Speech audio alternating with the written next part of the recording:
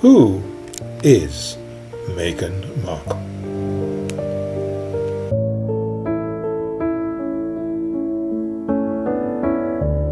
Hello, this is Gary Gedall, psychologist, psychotherapist, looking at who is Meghan Markle, and this is the final chapter, the chapter of Who is Meghan Markle. The final chapter, although not the final episode, as it's going to run a little long, as with many other chapters, I've split it into two parts. So, who is Meghan Markle? Here I'll do something slightly different.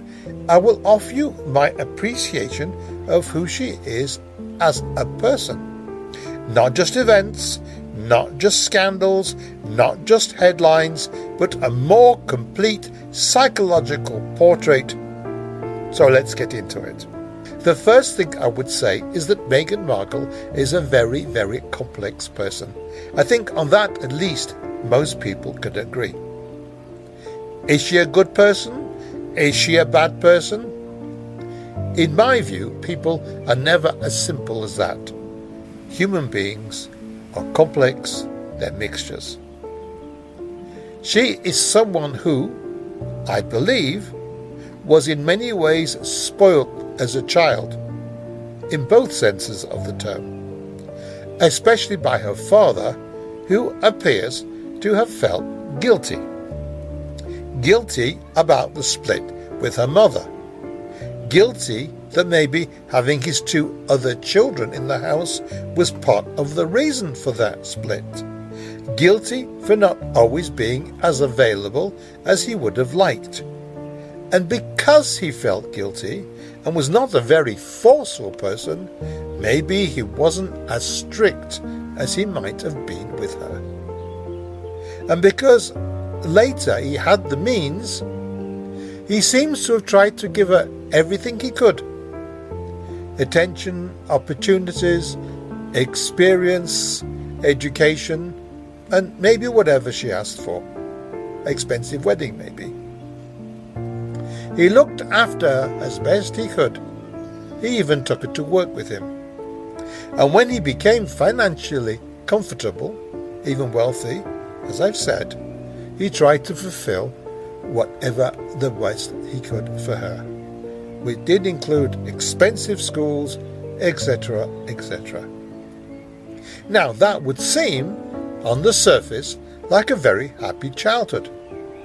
But I don't think the story ends there.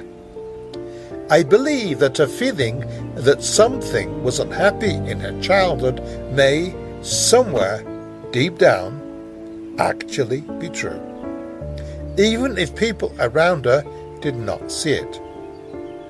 Why? Because I believe she missed a great deal of time with her mother. And I believe that absence mattered much more than people realized. Where are you? As I suggested in the earlier case study in this series, it is possible for a person to create an internal truth, one that protects them emotionally, even if it's not fully accurate. In her own mind, I think she may have created a version of reality in which her mother was marvelous, fully available, deeply present. And I do not believe that was entirely true. Can I have some? Yeah. And if you cannot allow yourself to see that a parent was absent, unreliable, or emotionally unavailable, then you create a conflict inside yourself. And so yes, I believe she may have had an unhappy childhood, but in a way most people did not notice and perhaps could not appreciate from the outside. That brings me to something I mentioned before, what I call the big boss adaptation. When a child grows up in a vacuum, without enough structure, enough containment, enough consistent limits, that child often has to create their own structure. They learn too early what they can do, what they cannot do, what is safe, what is not safe, and they begin to operate with more power than a child should really have to carry. Some of that self-created structure can be useful. Some of it can be very inappropriate. But it gives a powerful feeling.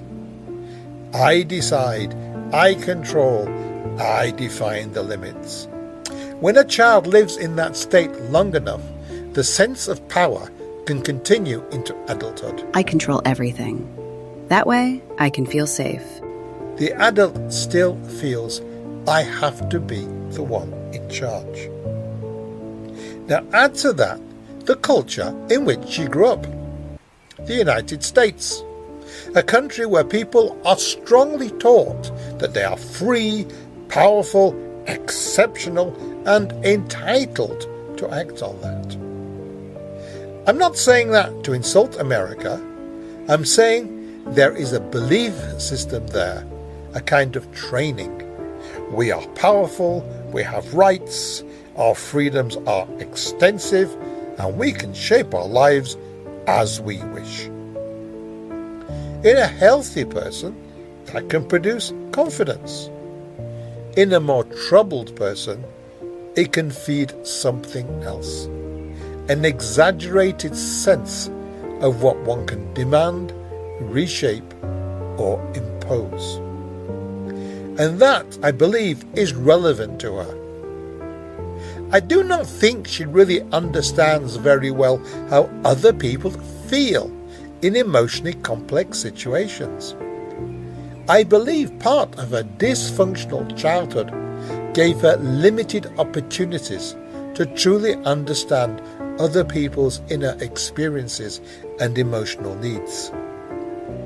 I also believe the abandonment of her mother left emotional lacks in her, lacks that many people may not see, but which, from a therapist's point of view, show themselves in her behaviour. However, and this matters, she also understands other things very well. Yes, She understands work. She understands hard work. Yes, it has. That is also one of the basic American principles. And You does it have work, nuts? you push, you build, you hustle. And in that sense, she seems to embody it. She worked as a teenager, she was involved in social projects, she was taken, as I understand it, into charitable work such as the Skid Row soup kitchen environment with parental support. This also tells us something important as part of her upbringing that did contain a message about service, giving, and doing what is socially acceptable and helpful. And I do believe that part of her charity work is real, not just performance and not just image. I think some of it is generally part of who she is. Does she also receive admiration for that? Of course. Does she enjoy positive feedback? Almost certainly. But that does not mean the charitable impulse is entirely false. There seems to be a real capacity in her to recognize certain causes, to know what is appropriate to give, and to function in public service roles with considerable energy. Now, let us come to one of the most sensitive themes: racism. I've looked at this, and my own conclusion is very clear. I do not believe that criticism of Meghan Markle is in itself proof of racism. Criticism is not automatically racist. I do not believe, from what I've seen, that the British public as a whole were fundamentally racist against her, nor the British press. I do not believe, from what I've seen, that the British public as a whole were fundamentally racist against her, nor the British press, because they criticised her, nor the royal family. Could she have felt excluded? Yes. Could she have felt different? Sure. Could she have felt hurt, judged? or rejected? Absolutely. But I think the explanation she has given herself and to other people that these difficulties happened because of race may have just been a convenient personal story. A story that helps explain pain, disappointment, or lack of appreciation without having to face harder possibilities. For example, perhaps certain people did not value her simply because they did not like her.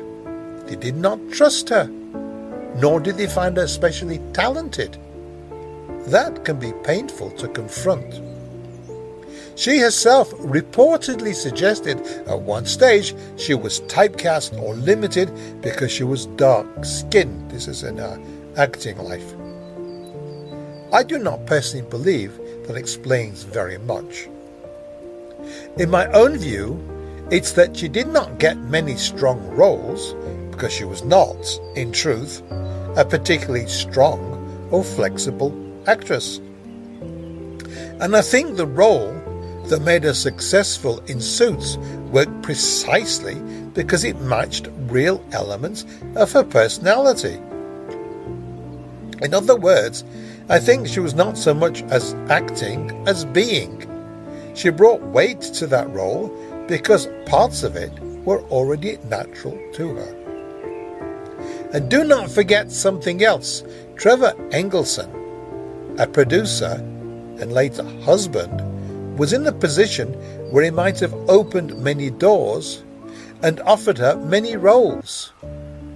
Yet even there, the parts were limited and small. Her performance was one-dimensional and that she struggled to convey complex emotions beyond stiff or over-the-top expressions. I do not think racism explains that. I think limited acting range explains it much better. So what happens then? If criticism comes, if rejection comes, if disappointment comes, it must be explained somehow. And one pattern I see is this: if someone criticizes her, then the fault is external. They are racist, sexist, unfair, malicious, jealous, anything, but not that it may be her fault. To me, that pattern fits in with a deeper personality structure. And here we come to a much more critical question. Would I say she is narcissistic? Well, I might, or I might not. Well, this seems to be a good place to take a break. So let me know in the comments what is your opinion, and I'll read them next week. So thank you for watching. This is the most interesting part of the whole of the series, I think and hope. So I'll see you next week. Please like, definitely comment, share, subscribe. See you next Monday. All the best. Take it easy. Bye for now. Gary.